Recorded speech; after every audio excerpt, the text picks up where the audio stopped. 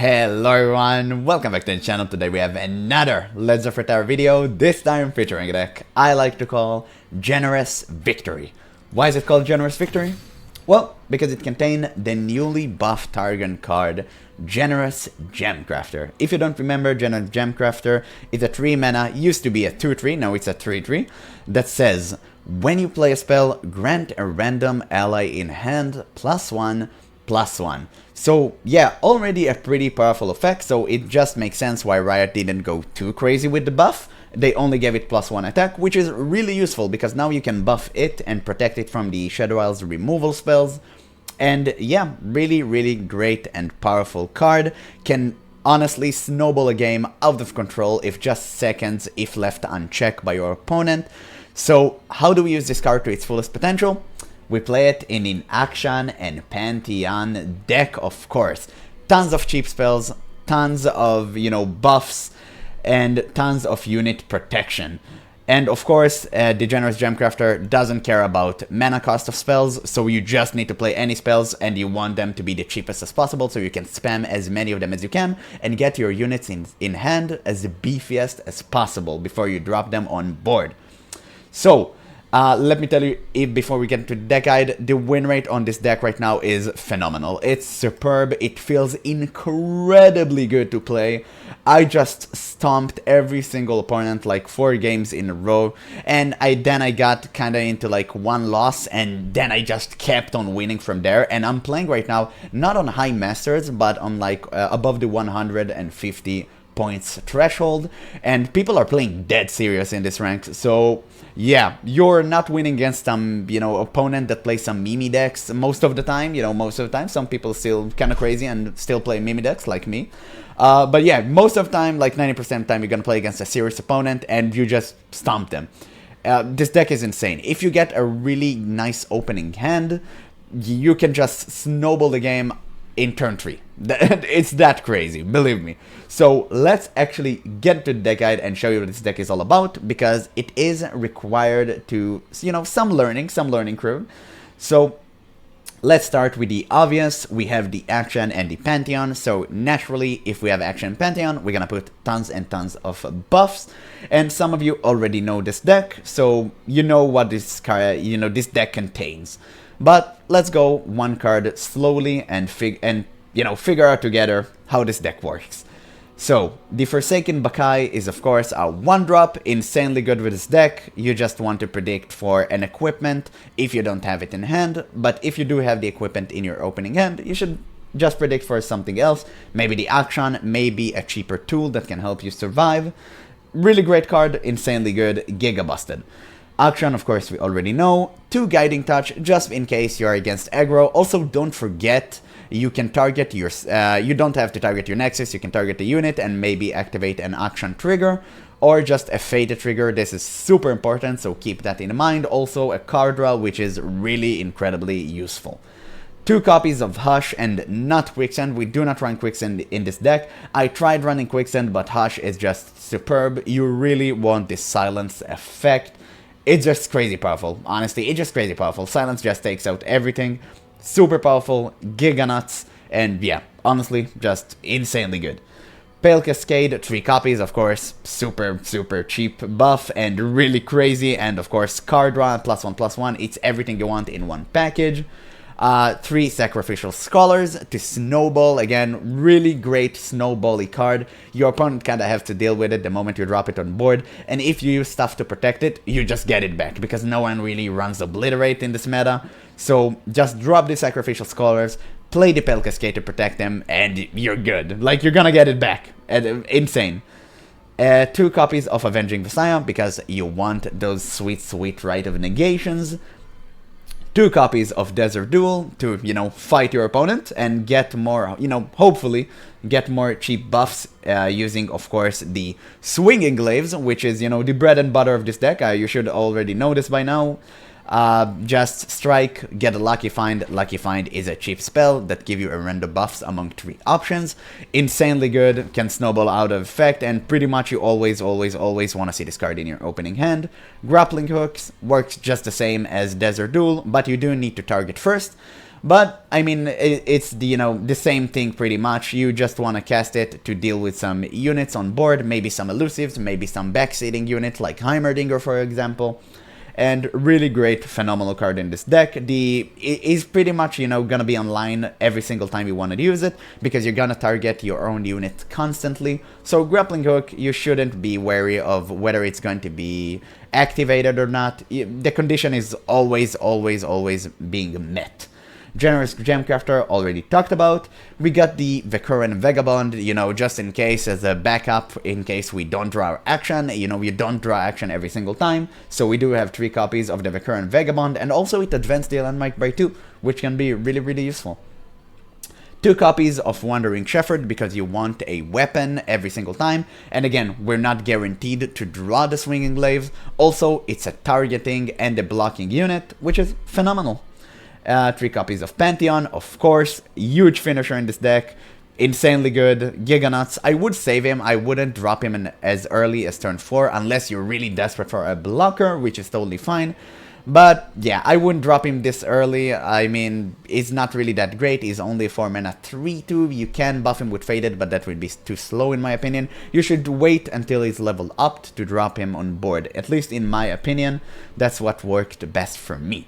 1 copy of the Expense Protection, because we already have the, the Vestaya, so we don't need that much protection. So 1 Expense Protection is totally fine. 1 Heedless Resurrection, to resurrect our strongest champion. If you feel like you need 1 more Heedless Resurrection, that's totally fine. I found 1 to be way more than enough. I didn't feel like I need 1 more. But if you feel, you can definitely take something out of your deck and put 1 more copy of the Heedless Resurrection instead. And, of course, 1 copy of Siphoning Strike, because we only have 2 copies of Desert Rule, because I want to incorporate 1 copy of Siphoning Strike, because it's really great. If it's an ally strikes a unit, you don't need a condition to be met, and if it dies, you grant the ally champions everywhere +2/+2. Insanely powerful, just giganuts, and again, can deal with so many back-seating units.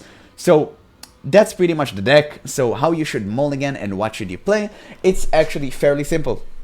You always want to see the Swinging Glaive in hand, so always hard mulligan for the Swinging Glaive and Akshan. Nothing else really matters. Of course, mulligan for the Forsaken Bakai as well, because, if you mulligan for the Forsaken Bakai, you're gonna predict, and predict is kind of like mulliganing, and these are the 3 cards you always want to see. Now, in second in priority is the Vekuran Vagabond. Just in case you don't see an action and you feel like you might not see him, you should keep 1 copy in hand. As a backup, of course, you should always try to mulligan for an action for Forsaken Bakai and the Swinging Glaive. That's basically the gist of it. That's what you want your opening hand to be, because that's how you're going to snowball and what you're going to see from there. Now, in case you do have an action and a Swinging Glaive, you can pretty much do whatever you want. You can go for a removal spell with the Desert Duels or the Grappling Hook. You can go for the Generous Gemcrafter. You can go for Pale Cascade for protection. And that's pretty much it. You can go for the Sacrificial Scholar if you feel like you're gonna snowball early. The games are really dynamic, of course. Don't forget, it really depends against the opponent, which opponent you're playing against. If you're playing against aggro, I wouldn't keep like a Pantheon in hand or a Siphoning Strike, right? I mean, that would be weird. I wouldn't even keep a Grappling Hook because it would be too slow. I would definitely would keep a Desert Duel. But yeah, you should always, against aggressive opponent, go as greedy as possible, because if you snowball before they can end you, you just win the game on the spot. It's that simple. So don't try to be cheeky against an aggro opponent. Just, snowball as hard as you can, and of course, just mulligan for these 3. That's basically the rule of thumb here. Just Swinging Glaives, Akshan, and the Forsaken Bakai. These 3 also, at least 1 of these cards should be in your opening hand, always, every single match. And that's pretty much the deck. So what do you go, from the mulligan phase? You're just gonna snowball out of control, pretty much play the action, play the Swinging Glaive, or just play the Swinging Glaive on the Sacrificial Scholar, which is insanely good as well, because you get all the sweet buffs back once the Sacrificial Scholar dies, if he dies, of course. And that's insane, because you can keep scaling with Faded every single round you attack. And that's just, phenomenal. That's just great. And, well, that was a pretty long introduction to this deck, but this deck is quite, have quite the learning curve to it. the best way, you know, to learn this deck is to actually play it, and I do really hope you guys are going to give it a go, because it is incredibly strong right now in the current meta. A lot of aggro decks have been nerfed, and it's also really great against Nidalee and Janna. So, with all of that being said and done, thank you guys so much for watching. I got some pretty spicy matches coming for you soon. Hope you guys enjoy. If you did, let me know in the comments below. But that's it for now. So thank you guys so much for watching, and I'll catch you in the next one. Who is my opponent? Teemo and Yuumi. Classic Elusive Enjoyer. Sure. Ooh. That's actually quite nice.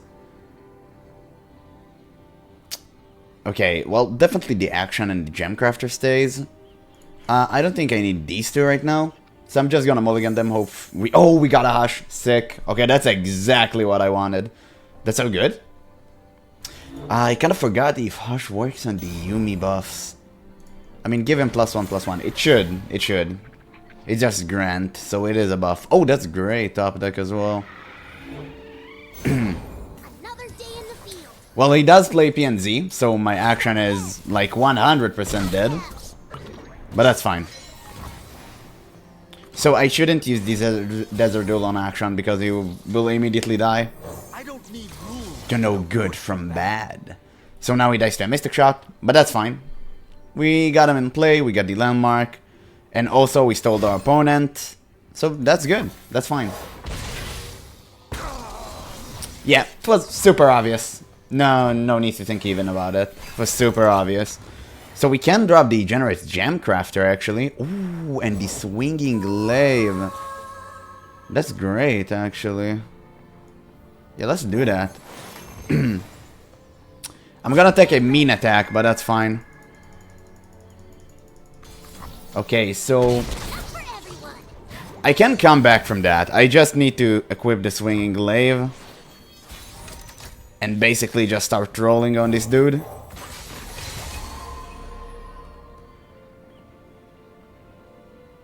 And the Pel Cascade top deck is amazing because now he can block in Mystic Shot. So that's actually great. Oh, thank God, he didn't need the Pel Cascade. Okay, the Ashe is gonna get the cost treatment. Kinda sucks, but that's fine, that's fine. I mean, it could have been 5 mana if the Ashe didn't get buffed. So that's actually kinda great. So I guess we start attacking and... Okay. Well, that's pretty much a free attack now. Now we know that.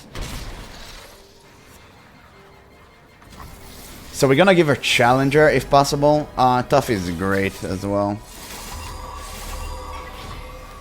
That's perfect. So now we know we have the Ashe. I wonder if he'll do something about that. Because we can Desert Duel, and we will Desert Duel. I do not care about the pranks. No, we just went for one more Elusive. That's interesting. Okay, so we'll go for the Desert Duel, I guess. Or do we... Is there anything you can do? No, there's nothing you can do, right? So let's start by doing this. He can't even replay Yuumi. Teemo's gone. And we got ourselves another buff. Pray to the gods we got a Challenger. Okay. Change of plans. We do this instead.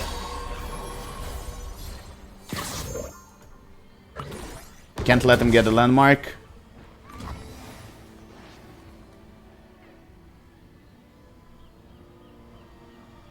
It's way too important. Did he get mad about that? Oh my god, no, dude, no. I really hope you didn't get mad over that. Wow, he actually did get mad over that.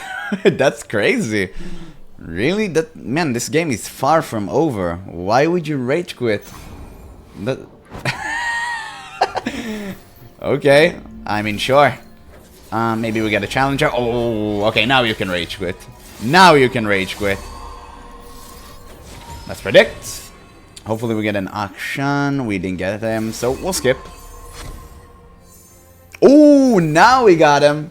Now we got him. Yeah. So our opponent rage quit, so I'm just gonna skip to the end. Let's just finish this game. Yep, GG. Oh my god, dude, that was so sad. I can't believe he rage quitted like that. That's crazy. That's crazy. GG though. Nidalee, the landmark combo. I'm pretty sure my deck is just really good against that. I can snowball real quick. Ashe is really great, but not now. Maybe we'll keep one Sacrificial Scholar and see kind of what we get. Okay, that's a perfect curve. I really need a weapon. I really need a weapon. If I get a weapon, this hand is insanely powerful. I just need a weapon. Oh, the action. Oh, that's insane, dude.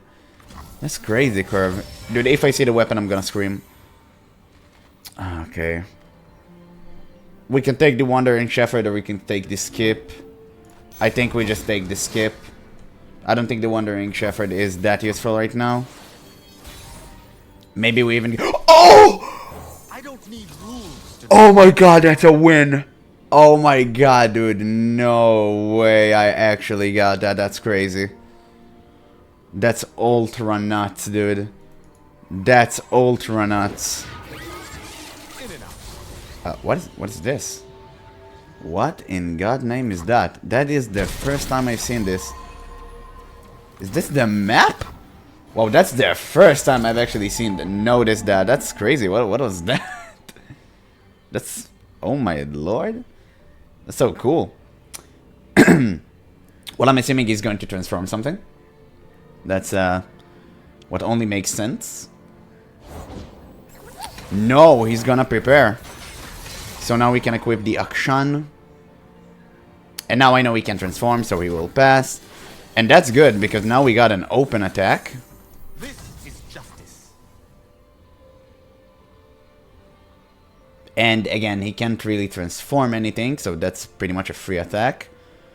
Unless he can quicksand, but that's not enough. He doesn't have a unit that can kill.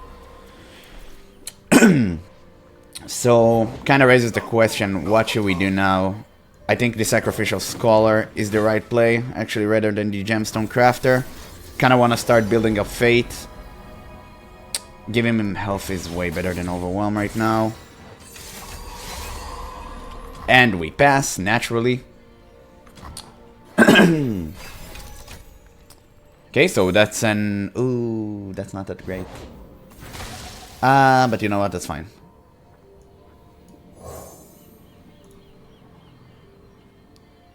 Okay, we can do this. Think we should. Talk is worthless. We are what we do.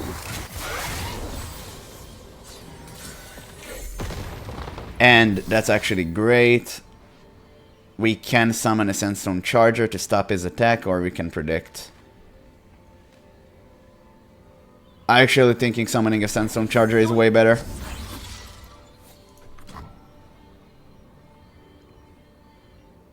I kinda just want to stop his attack. Yeah, a Paraffin. Sure. Okay, that's totally fine. That's totally fine with me, my guy. Awesome. Now we got these two spells back.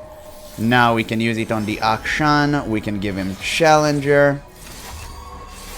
We can kill the Nakotak.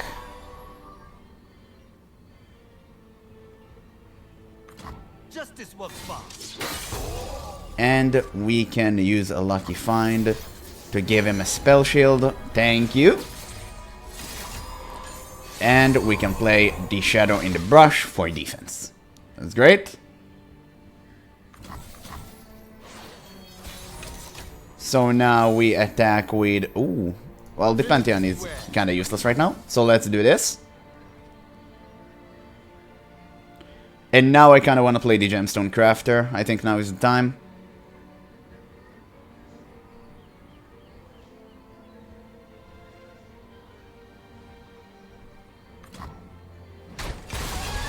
That's great. So the generous...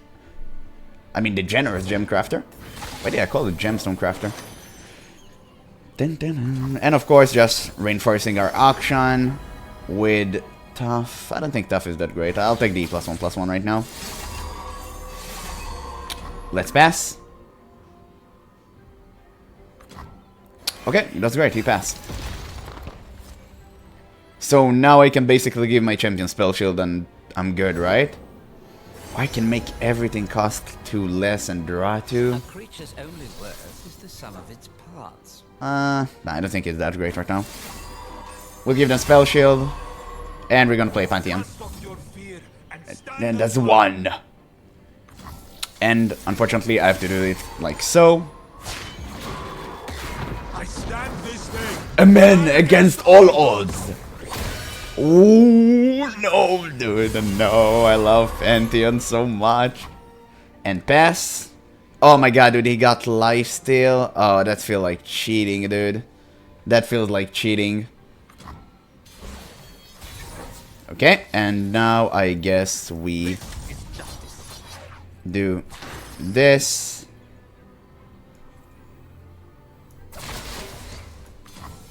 There we go, all attack. GG. Yeah, he had no chance. He had no chance whatsoever. That's crazy. Heimerdinger and Norra. Ooh, that's a removal deck. That's kind of tough. That's kind of tough to beat. Definitely the action stays. The grappling hook I don't think is necessary right now. I kind of wish for cheaper stuff. The Vastaya is actually great. The Vastaya is actually great.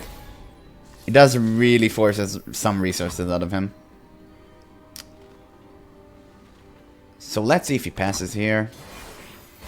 Well, yeah. Obviously he's gonna pass again. Oh no, he actually played this. Sure. Let's play the action then. Don't do terrible things. That's interesting. Why would you run skip in a Norra Heimerdinger deck? That's quite odd. But sure.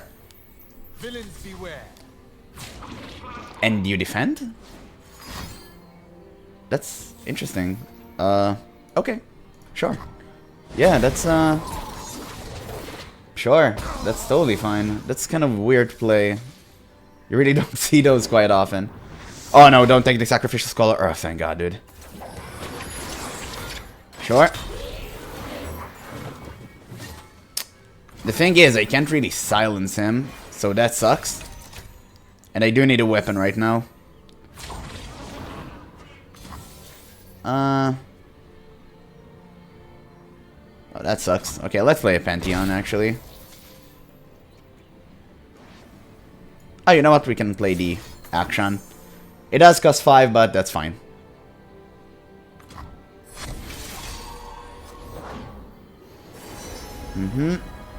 So yeah, this is clearly an eclectic deck. He wouldn't have played skipped otherwise. And unfortunately, Quicksand would have been better in this specific matchup. Oh, it's a Burling knapsack deck. Okay, okay. Oh, wow. I was sure this was an eclectic deck. Well, it still might be an eclectic deck, actually. So, let's actually play this. For defense. Oh, dude, that's so annoying. Oh my god, brother. Thank god he missed all the important parts. So we attack with these two. We got an action trigger, that's awesome. And we pass. Okay, I could really use the weapon right now.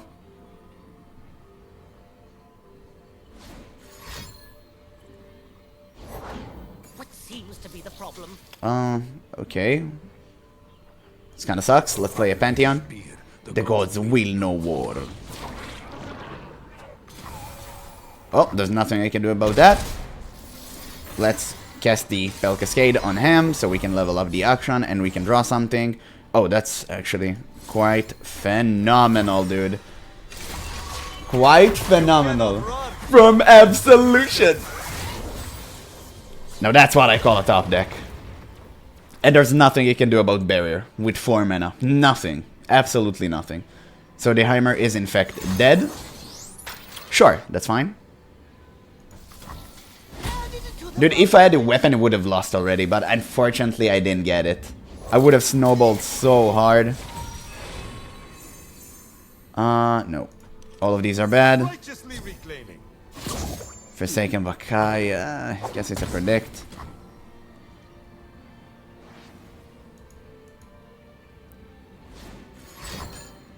Sure. Oh my god, dude, no. Okay, even drawing is not good for me. Ooh, that's 8 buff caps. Oh man, another Bakai. Villains beware. Dude, that's so unfortunate. What is that? What are these draws? Oh, he let it go through? Answers. I have them. Well, I need to predict into something good. Desert Dueling isn't good enough. Sure.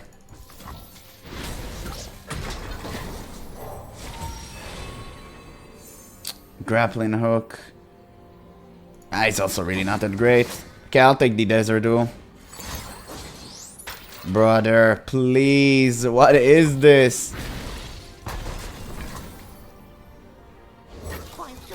Okay, at least he lost 1 value. That's actually great. And his end is pretty empty. So I can snowball. I just need something really good.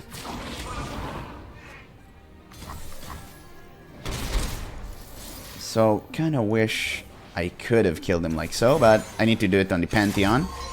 Good thing is I can protect Pantheon, so that's actually great. Heimer dies. And I guess we just constantly pass an attack, right? Ah, Sacrificial Scholar is so bad. Come on, dude, you have to defend at this point.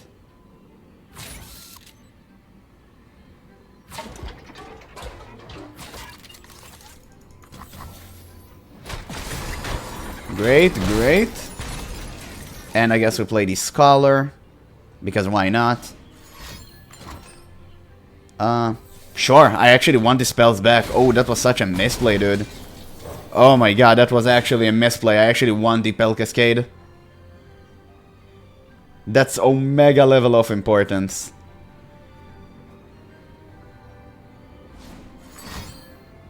Oh, thank you! Okay. Dude, what is it? Misplay? Well, you should never do that. You should never do that. What? Oh my god. Okay, let's pass.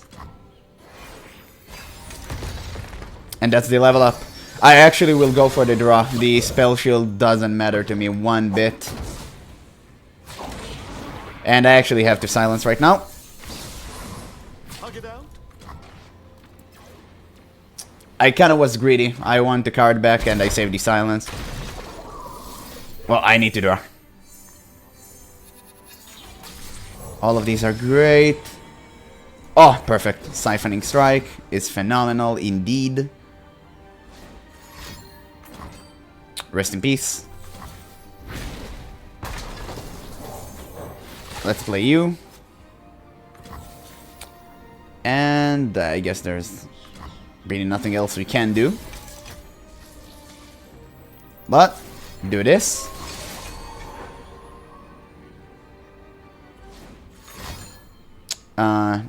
I'll say no to that.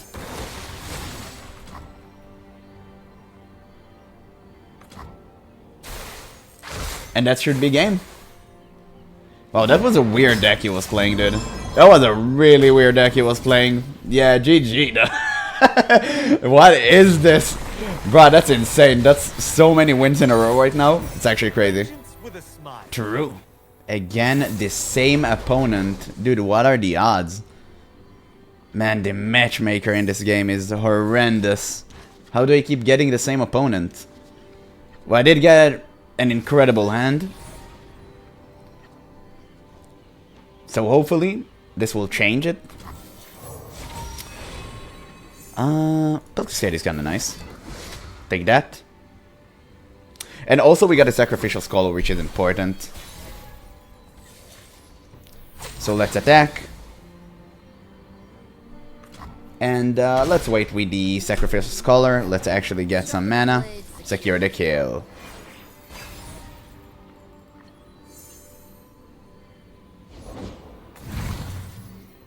Sure, I do have a Pill Cascade.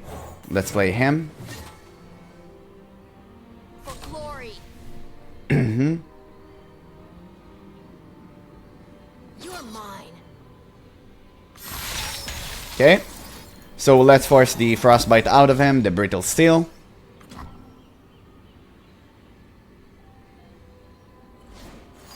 Great. That's one less Brittle Steel we have to deal with. So now we can actually play the Swinging Glaives pretty freely. And that's a lot of value. That's on a faded unit as well. So he's a 4/4 actually. And I'm assuming you won't trade a champion for it. Oh no, even one that can't block. That's interesting. Okay. Spell Shield and Challenger. Actually, the +2 health is way more important right now than the Spell Shield. And the Forsaken Bakai into the Pantheon is great.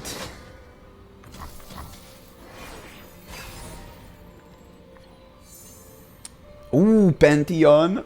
What a surprise. One banner. Let's play Pantheon. I'll cut them apart. Face me. He really attacked. That's interesting. Okay. Well, we can defend. And we will. I don't really care about the +1/+1 because I can just keep making my unit bigger and eventually he wouldn't be able to deal with it. Quick attack is phenomenal.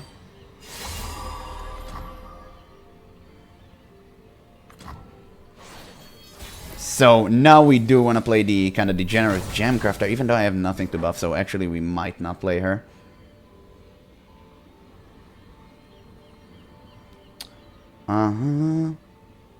And he can Frostbite, but then I get everything back and I just buff the Pantheon. So if he Frostbite and defend, that's actually good for me. Double Frostbite, that's totally fine. That's actually even better, the Harsh Wind. Sure, I get everything back. Perfect.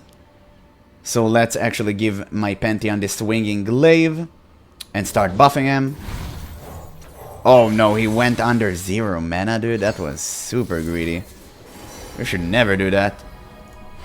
Challenger is great. Kinda need the +1/+1. Actually, quick attack is even better. And let's go for this while we can. While it's a safe thing to do.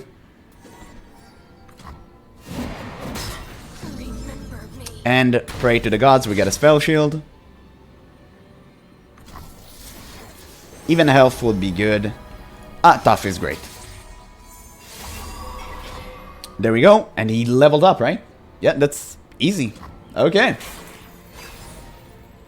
That's phenomenal. And we do have the Hush. History forgets. But a Black Rose remembers. So let's level up the Pantheon.